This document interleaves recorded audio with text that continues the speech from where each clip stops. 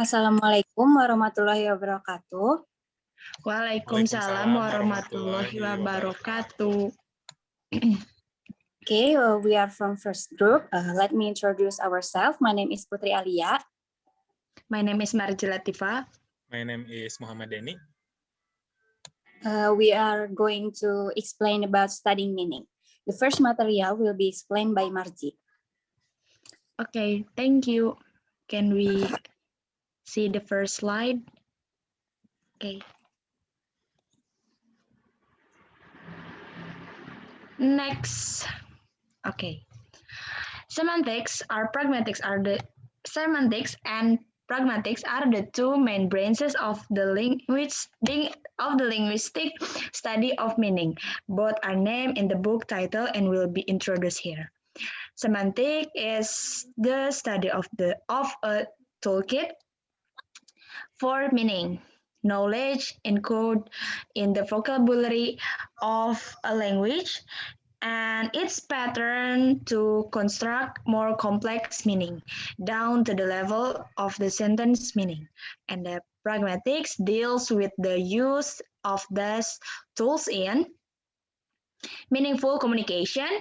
Pragmatics is about the interaction of semantic knowledge with our knowledge of the world, taking into account of the content of use. Okay, next.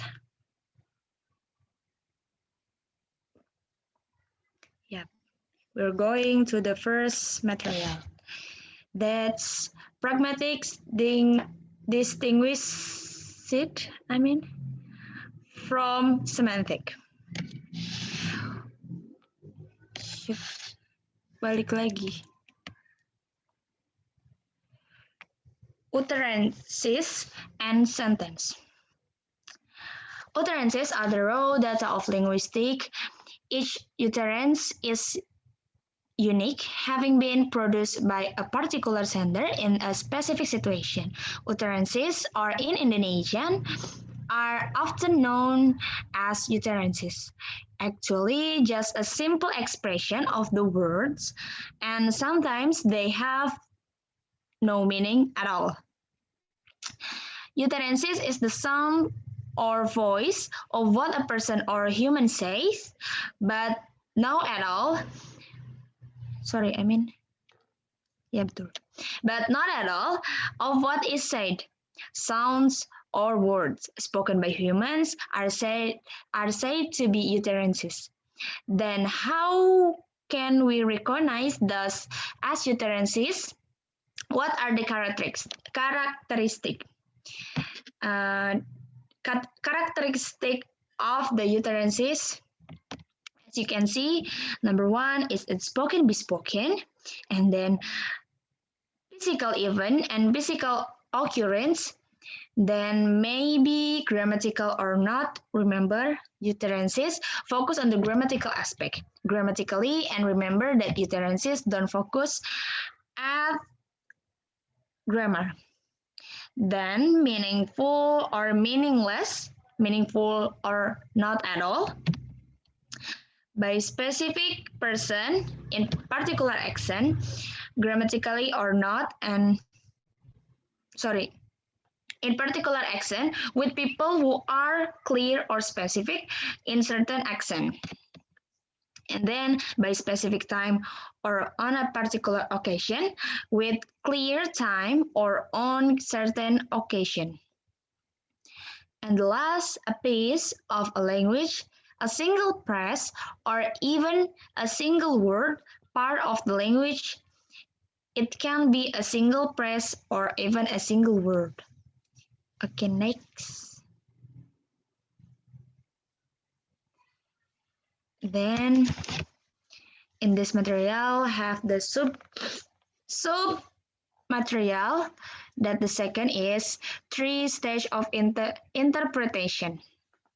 The basic difference between sentence and speech is that sentences are abstract, independent, or context, whereas speech is identified by the context. It is also the main way to differentiate spelling that? Okay, lanjut.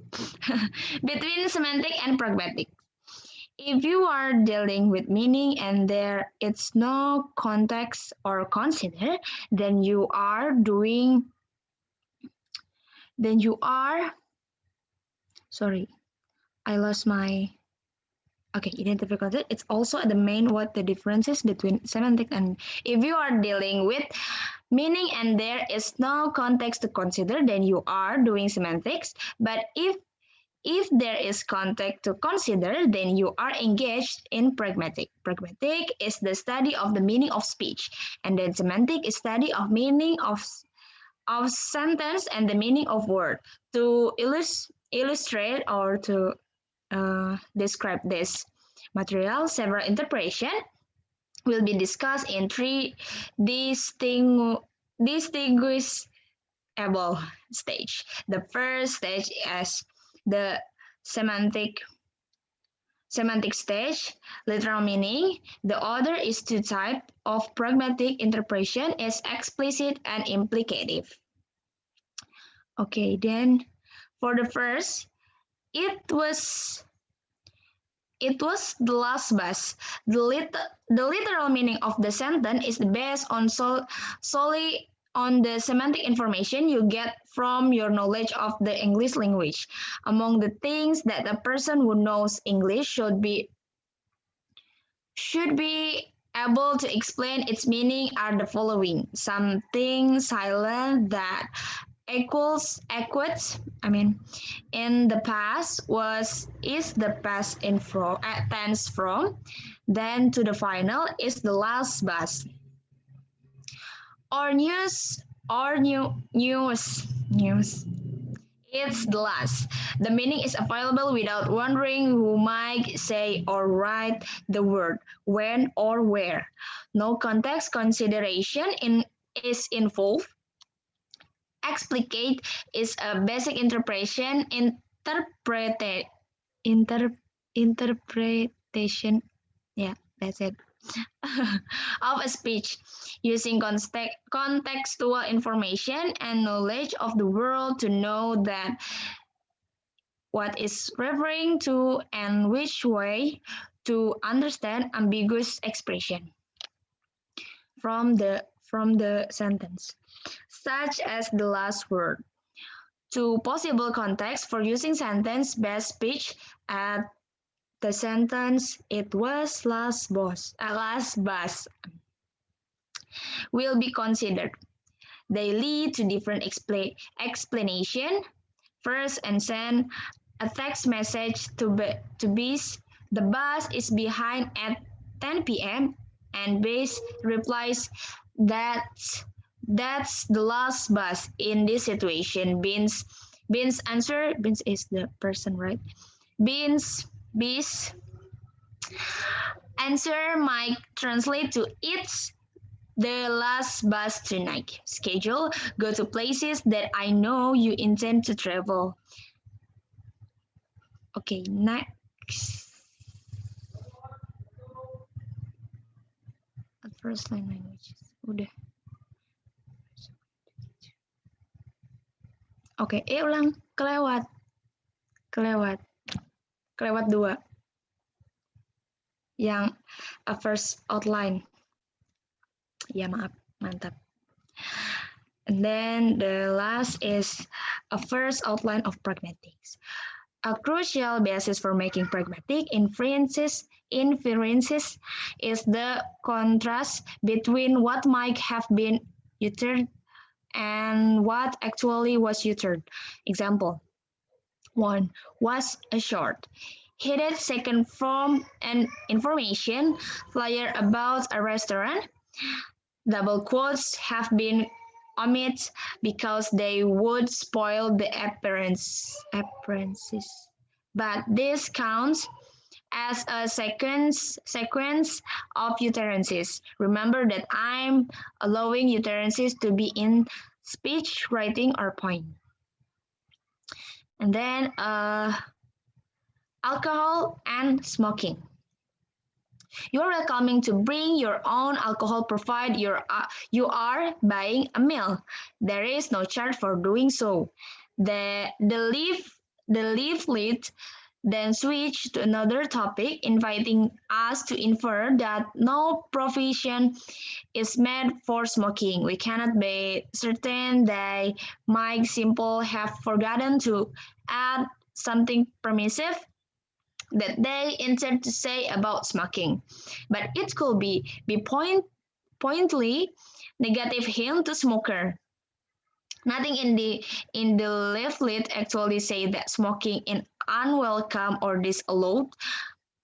So this implicator in the alcohol and smoking, and its context is an elaboration well beyond the literal meaning of what appears in the leaflet.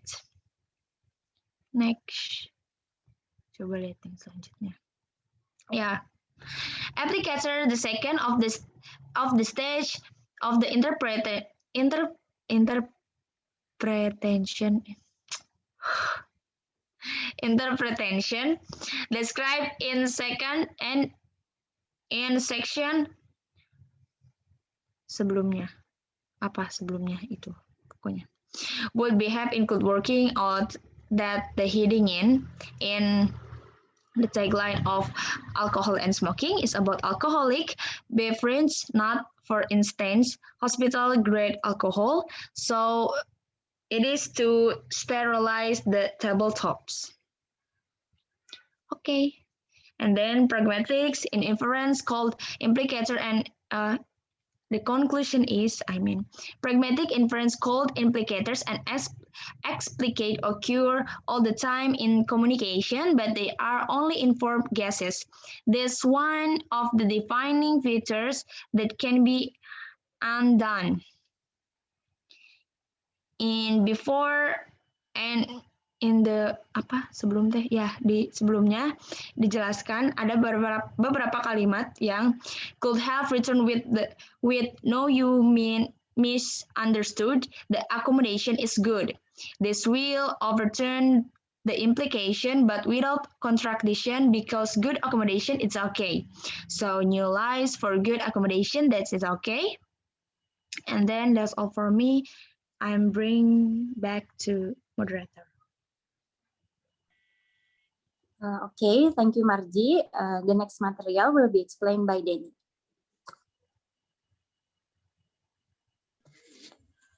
Okay, I'm going to explain about types of meaning. But before, saya akan menjelaskan maksud dari sebuah percakapan. Tentu saja dalam sebuah percakapan ada sender dan addressees atau pembicara dan penerima. Seorang pembicara tentu saja akan menyampaikan sender's meaning. Nah, sender's meaning adalah makna yang ingin disampaikan melalui suatu tuturan. Dan juga sesuatu yang harus ditebak oleh penerima. Sender's meaning juga terkadang tidak jujur dalam menyampaikan pembicaraannya. Dan juga kadang tidak dapat menjelaskan materi tentang pembicaraan tersebut. Begitu pula dengan addressees atau si penerima maksud dapat memberikan indikasi dalam ucapan selanjutnya. Terkadang tahu maksud si pembicara mau ke arah mana pembicaraan tersebut. Nah, selanjutnya saya akan menjelaskan tentang bagian-bagian dari types of meaning. The first one is denotation. The denotation of an expression is whatever it denotes. For many words, the denotation is a big class of things it denotes. Jadi, ekspresi denotasi adalah apa yang ditunjuknya. Atau denotasi adalah sebuah kelas besar dari benda yang ditunjuknya.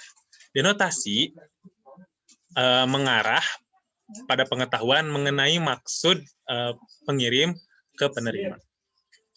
Atau bisa disebut juga denotation is the real meaning that according to observation. Saya kasih contoh. The noun arms denotes all the other limbs that are on the words people, monkey, and apes. Kata benda tangan menunjukkan semua bagian tubuh atas manusia, monyet, dan kera. Jadi denotasi itu maksudnya berisikan tentang how we feel, how we see, how we hear, and our experience.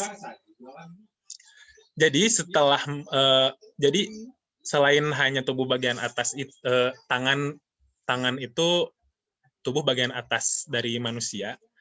Selain itu juga banyak kegunaan lain dari tangan. Nah, itulah arti dari denotasi. Oke, selanjutnya yaitu sense. Sense is the idea or cognitive significance for the expression. Sense adalah ide atau makna kognitif dari ekspresi. Jadi, sense itu kalimat atau ungkapannya masuk akal. Nah, contoh, an arm has a limb. An arm is an other limb. Nah, ketika kata-kata saling berhubungan dan terdefinisikan dengan baik, maka seorang dapat mengetahui denotasi beberapa kata, kemudian mereka dapat mengembangkan pemahaman tentang kalimat atau ungkapan tersebut. Misalnya, an arm has a limb, an arm is an other limb. Nah, selain dari kedua kata ini, tangan juga bisa juga dikembangkan menjadi tangan dapat digunakan untuk menunjuk, atau misalnya tangan bisa memberikan sesuatu kepada tangan yang satunya. Nah, jadi si sense itu ketika denotasinya telah diketahui, maka kata-kata selanjutnya atau kalimat selanjutnya dapat dikembangkan ke arah yang lebih banyak gitu. Selanjutnya reference. Reference is what speaker or writers do when use expression to pick out for their audience particular people, things, times, or place. Reference has to be done and interpreted with regard to context. Nah, referensi harus ditafsirkan sesuai dengan konteks. Nah, saya kasih contoh. We drove to Edinburgh today. Misalnya saya memberi pesan kepada Putri, we drove to Edinburgh today. Nah, jadi pada sebelumnya si pemberi pesan itu harus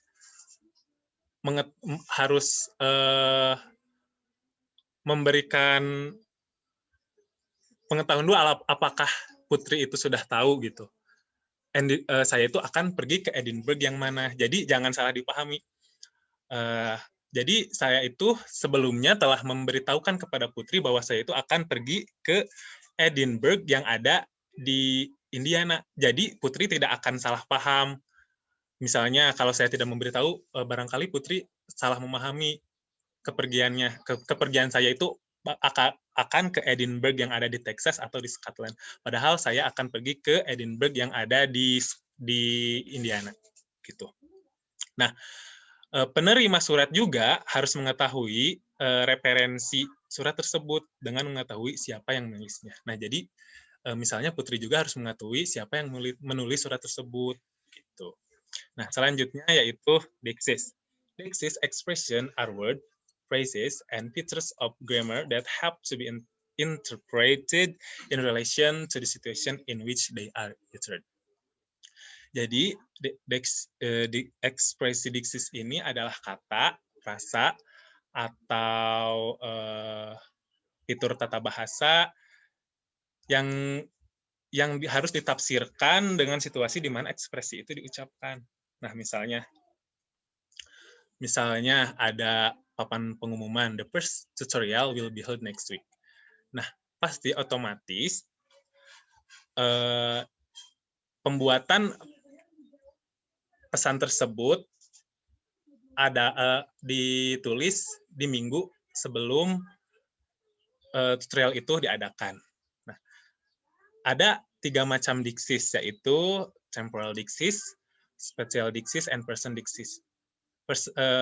Temporal diksis yaitu diksis yang menerangkan tentang tempat, spatial diksis yaitu diksis yang menerangkan tentang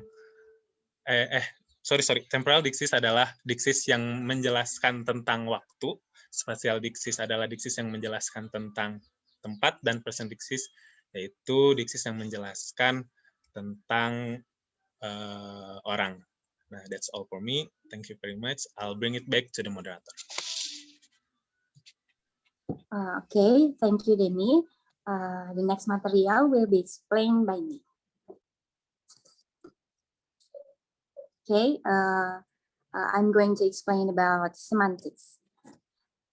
Sorry, Denny, yang sebelumnya dulu. I will explain about proposition, compositionally, dan entailment. Okay, next. Semantic. Semantic, the study of word meaning and sentence meaning, abstracted away from context of use, is a descriptive subject. It is an attempt to describe and understand the nature of the knowledge about meaning in their language that people have from knowing the language. Semantic is descriptive and not centrally concerned with how words came historically to have the meaning they do. Jadi, semantik itu bersifat deskriptif karena memperlihatkan makna yang sekarang berlaku. Misalnya, kata pura dalam bahasa Indonesia bermakna tempat ibadah bagi umat Hindu. Bukan bermakna lain, misalnya dalam bahasa Minangkabau yaitu pundi-pundi dari kain, bursa, dana, atau juga istana. Next. Yang pertama ada proposition. Different sentence can carry the same meaning as in A until C. Di sini memiliki kalimat yang berbeda tetapi memiliki same meaning. Seperti yang tertera di yang A ini, shark hunt seals. Yang kedua, hills are hunted by sharks. Dan yang ketiga, seals are prey to shark. Ini memiliki makna yang sama. Jadi proposition ini memiliki makna yang sama walaupun kalimatnya berbeda. Proposition is the term for a kind of core sentence meaning, the abstract idea that remains the same in cases such as A until C. Okay, next. Yang kedua ada compositionally. Semantics, therefore, aim to explain the meaning of each sentence as arising from, on the one hand, the meaning of its part, and on the other hand, the manner in which the parts are put together. That is what a compositional theory of meaning amounts to. The meaningful parts of a sentence are clauses, phrases, and words. And the meaningful parts of words are morphemes. For example, ini, unlockable. Artinya yaitu not able to be locked. Tapi kalau unlockable, able to be locked. Jadi dari contoh ini menunjukkan sesuatu yang mirip tetapi tidak identik. Okay, next. Idioms are exception. An expression is an idiom if its meaning is not compositional. That is to say, it cannot be worked out from knowledge of the meaning of its part and the way they have been put together. Come a Cooper means fall heavily, but we cannot derive this meaning from meaning of come, a, crop, and earth.